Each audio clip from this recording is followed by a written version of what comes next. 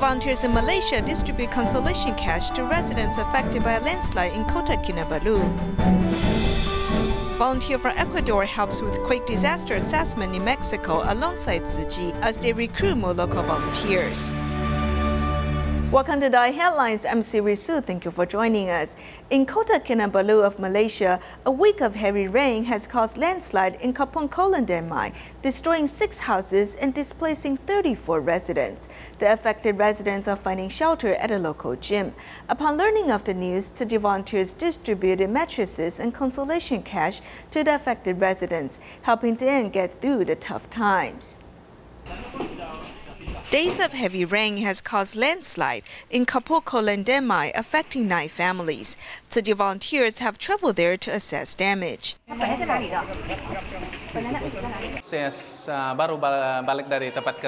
was having breakfast in the kitchen when I heard the sound of wooden board falling from the mountain.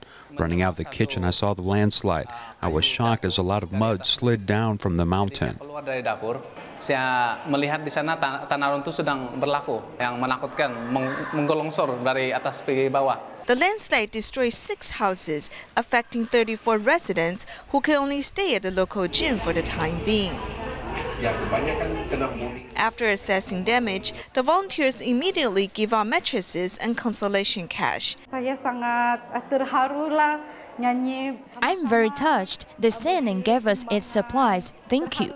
Thank you, thank you, thank you. Upon learning about the meaning of the bamboo coin bank, the affected residents also make donation despite losing their homes. Saya tergerak hati untuk memberi kepada mangsa-mangsa yang. I'm willing to help other people who are affected by disasters. This way, those disaster victims can also receive help.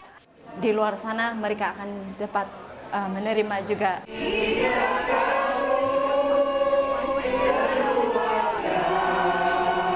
Despite the disaster, the volunteers will help the affected residents get through the tough times with love and care. In Zhanghua County, Taiwan, a Tzu Chi New Shoot Scholarship recipient has suffered a harsh life, living with his father, who is a single parent. Although his father is emotionally unstable and sometimes beat him, the student has never complained. Instead, he attends night school, working the daytime, and aspires to become a social worker. He hopes he can eventually help other disadvantaged children. The lively college life allows Mr. Liu to temporarily forget how much pressure he faces. I find ways to become a person filled with positive energy. I hope people around me can feel this way. To recover from the pain he has experienced, Mr. Liu chose to study social work. I've received help from many social workers. Without their help, I would not be the way I am today. Therefore, I want to be like them, helping other children like me.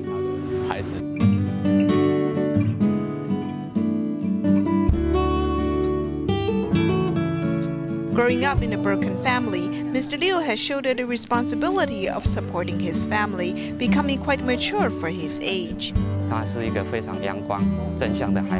He is a very positive child who looks at the bright side of everything. Since high school, he has decided to study in night school so he can work during daytime to support the family. His father does not work and has to rely on his income.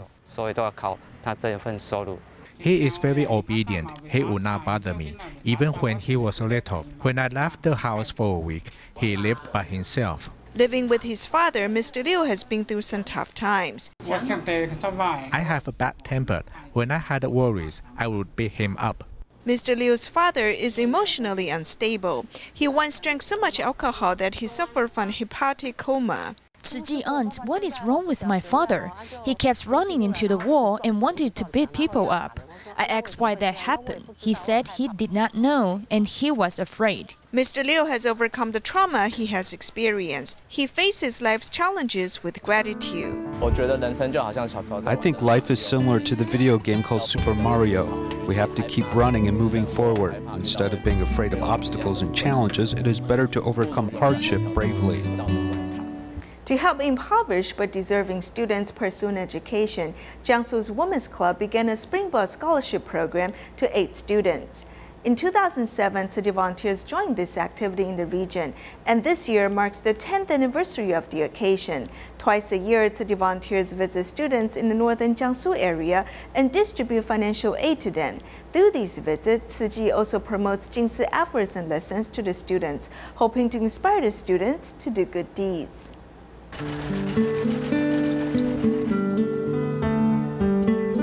During the autumn harvest, the farming village in Jiangsu Siyang is filled with a busy vibe. This is also the time that Tzu Chi volunteers begin their home visitations for scholarship recipients. At the Xu household, volunteers hear of Mrs. Xu's worries and also comfort her.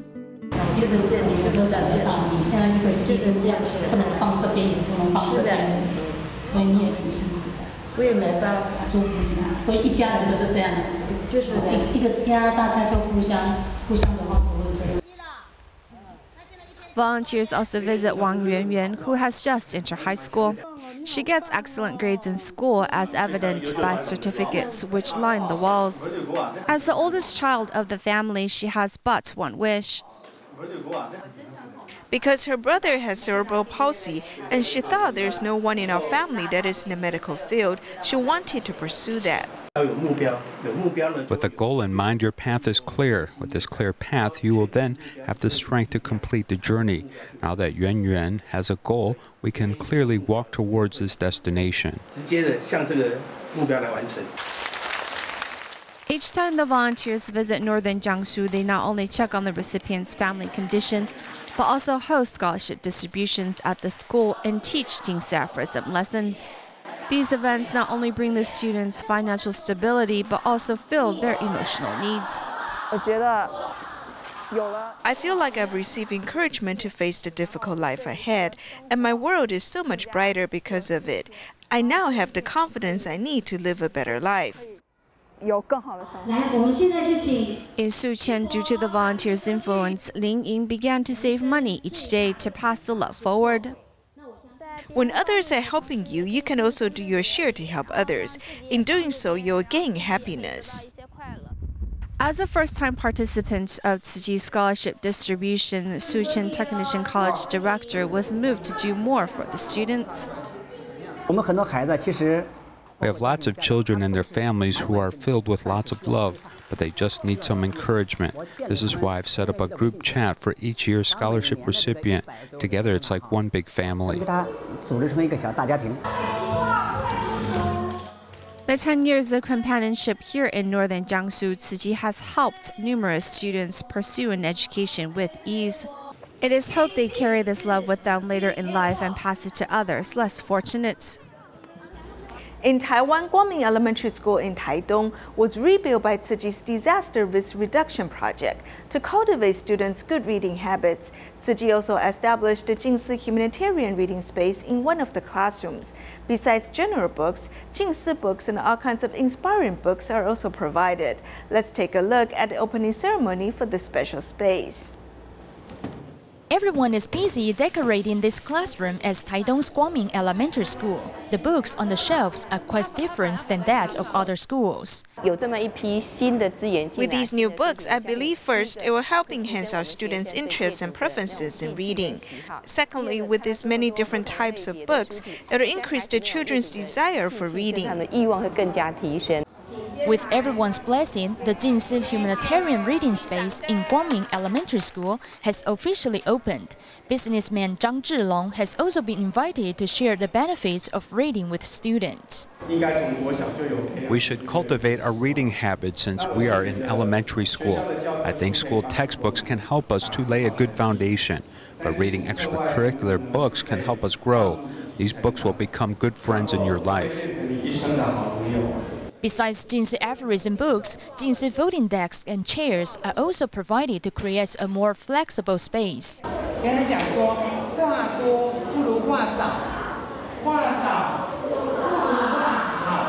With these new books on campus, students cannot wait to start reading. It is hoped that through these 500 different types of interesting books provided by Jingsi Books and Cafe, students at a young age can begin cultivating their moral character. This year's school insurance excludes nursery and kindergarten-age children, which has led to some criticism. The decision to offer insurance through a commercial provider has led to multiple problems. The fact is that in the past, these policies were offered by state-owned Taiwan Life Insurance. After the privatization of this industry, school insurance was subject to civil tender offers. Next year, the Ministry of Education hopes to promote new regulations to solve all of the problems. Student insurance has been in existence for 42 years, but the number of problems continue to be endless. You want to use commercial insurance or social insurance model. They are very unclear. It is actually a commercial insurance, but policy-wise, they want to go more towards a social insurance model. School insurance's evolution began in 1975 when it was established, and soon many problems emerged. The Taiwan government passed the School Insurance Act to enhance student welfare and reduce families' economic burden due to illness. 30 to 40 years ago, school insurance was covered by Taiwan Life Insurance, and at that time, Taiwan provincial government worked with Bank Taiwan Life Insurance, which was a public-run bank, as it was offering a sort of government-backed insurance program. Over time, Bank of Taiwan was privatized and school insurance was revised several times. In addition to accident insurance, it also included illness claims. After the 9/21 earthquake, another change was made. Prior to 1997, Taiwan only paid for what were deemed accident, and over the years, it has changed to become a type of social insurance, including social assistance. This is why those with serious disabilities and hospital stays have been included. As school insurance coverage continues to expand, costs are also increasing. Rising medical costs from 2008 to 2010 have accounted for more than half of claims, leading to more claims and losses. This leads school insurance policies to change every year. In the future, we should pursue a government-backed insurance program to account for these losses. The government should calculate by asking insurance companies about how much labor and how much money they need to operate. Could we call it a public-run insurance program? Yes, it is very close. The future of school insurance may be more of government-run program operated by private enterprise. However, another major issue involves students with serious disabilities being included in the school insurance program. In fact, these two regulations are not consistent. Basically, when it comes to school insurance, these individuals with serious disability should be included. But according to regulations governing school insurance, if they know that they have severe disabilities, then they can be compensated. If they are, then the FSC will fine you. We hope that by April next year, the law related to school insurance will pass. Giving it a legal basis, when a new contract is signed in April or May, there will be a new mechanism in place for school insurance. Taiwan's economic miracle has led to social transformation. More and more communities and families have been pushed to the edge. Care of the disadvantaged is a mainstream social value, though conflicts over this matter continue to arise. As experts say, the government should cover such costs, though it may be a temporary solution. What is needed is more fundamental examination of insurance and finding a way to distribute society's resources to really help disadvantaged families.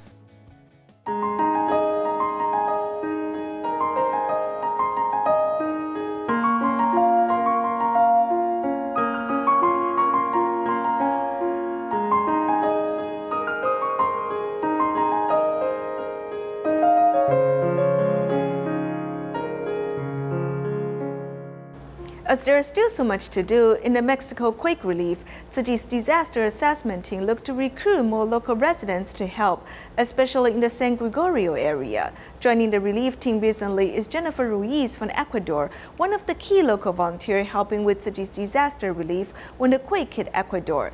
Now passing on what she has learned, she's very glad to be in Mexico helping out. In order to speed up the disaster assessment process in San Gregorio, Tzu Chi volunteers decided to do a street promotion, giving out flyers to invite more locals to join forces. I come from Ecuador. It's my first time volunteering internationally. It's really nice to see so many people that came to help in Ecuador now being part of the team helping in other countries. I have started working as a volunteer from day one, and I feel very good about it. It's been a week I've been helping them, and I've actually learned a lot from them. When the people are telling you the misfortune they have suffered, they teach us that we have to give them a hug. That way they can feel the heat, the love, and tell them that they are not alone, that the Tzu Chi Foundation is with us and will somehow help us. Today, we had a lot more people than yesterday, so it was nice to see new volunteers come. We again did a new introduction for them and explained to them how to fill out the form, how to visit people, and how to take care of people that are suffering. I'm grateful for all the support they have given us. I'm damnified. They helped me, and now I have to help. I feel obligated to help my neighbors and the community. I came to try to help because I've noticed that as the days pass, the amount of volunteers have dropped, and people still need help from everyone. I approach this organization because I see it as debt that I have to pay for my people, but also because you guys who come from other places to help us need extra hands so that all of this can be more organized. Many of the doubts that people have when it comes to these types of events is if the help is going to arrive at all, and this is the best way to show that help is actually coming. Muchas gracias. No hay que olvidar el abrazo.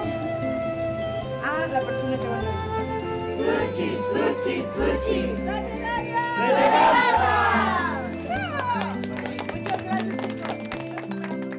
We met with the first group, and after that, me and Yihan went out in a car in the back of a truck, and with a loudspeaker, we were inviting people in the area to come and join us because we really need more volunteers. We really need people to help us. Somos de la Fundación Budista Tzu Chi de Taiwán. Necesitamos de tu ayuda. Sin tu ayuda no lo podemos hacer. A las 10:30 de la mañana, el día jueves, viernes y sábado. I was announcing that we need volunteers, and a lot of people stopped and took an information sheet.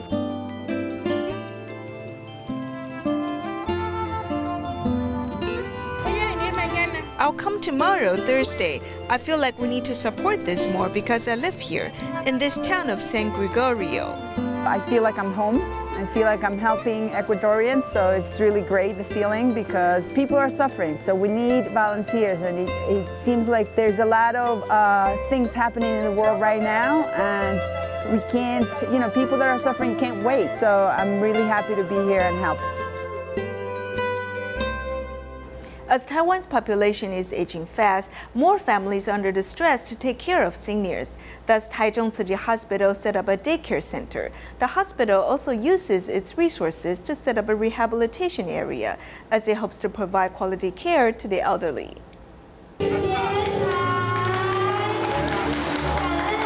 The inauguration is being held for the daycare center, with guests and the superintendent making sushi rolls. The warm decorations make the place feel like home.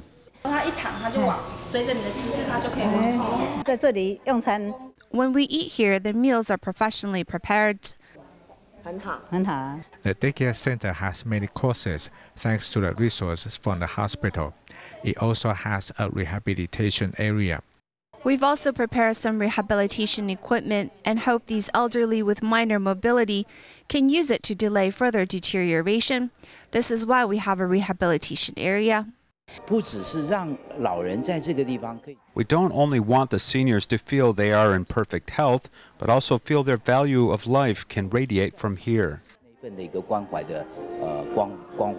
Taichung Tzu Chi Hospital set up this daycare center as part of the community care network and to improve the resources for long-term care in the area.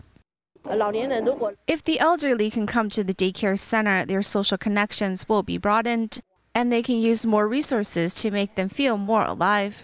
The assistants at the daycare center will give breaks to the families and also give good care to the elderly who need it, so they can grow old in their familiar environment. Tzu Chi volunteers in Japan held a 2-day intensive training camp for 130 volunteers. The camp invited Tzu Chi volunteers from Taiwan, as well as staff of the foundation's various missions, to speak about their Tzu Chi experiences. Tzu Chi Japan chapter is hosting a 2-day intensive camp and invited Taiwanese Tzu Chi volunteer Chen Jinfa to encourage and inspire the participants. The future for the Japan chapter is far and wide. I urge everyone to seize the moment and promote Tzu Chi to more people.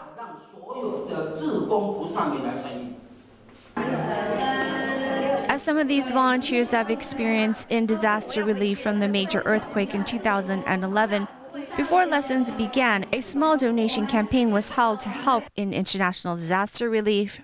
Tzu Chi volunteers in Japan are also filled with love and compassion, much like their counterparts. Through the lectures, Japan's Tzu Chi volunteers are more determined and have been reminded of their initial aspirations. During the more intimate recap session, everyone contributes their ideas and questions to the small group.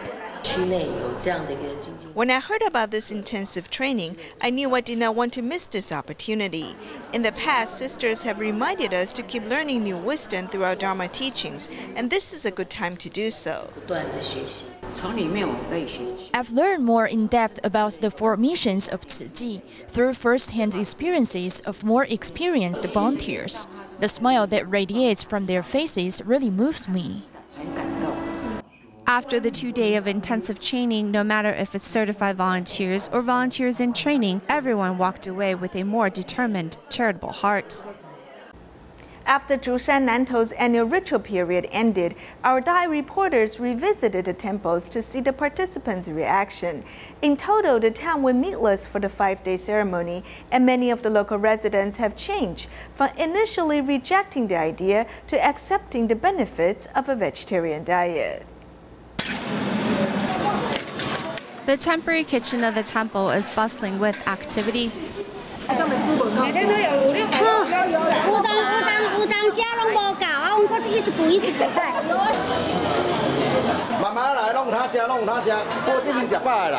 As this is the last day of the ritual period, there are many people at the temple for the food. Mrs. Luo from Sichuan, who married a Taiwanese man, have enjoyed the last few days of vegetarian food. This is the first time I've experienced something like this in Taiwan. It was a good experience eating vegetarian dishes. I think I want to continue eating vegetarian food. I love animals, so I think being a vegetarian can prevent animals being killed for meat. This is also good for the earth environment. In total, there are 9 temples participating in this 5-day ritual period, which lasted from October 22nd to 11 p.m. on the 26th. Many of the stores in the area have also ceased to sell meat, with the entire town of 50,000 some people opting to go meatless voluntarily. Even chain supermarkets have set up a vegetarian hot dish area for ease of eating during this period. After the transition period, everyone is accustomed to this meatless diet. And besides appreciating the calmness it brings, a vegetarian diet is good for one's health and the planet. In Taiwan, Ministry of Health and Welfare and Tzu Chi Foundation have worked together to establish community care stations for seniors. In Kaohsiung, 8 such care stations were inaugurated on October 27th. We'll leave you with these images at the end of the program. Thank you for joining us. Goodbye.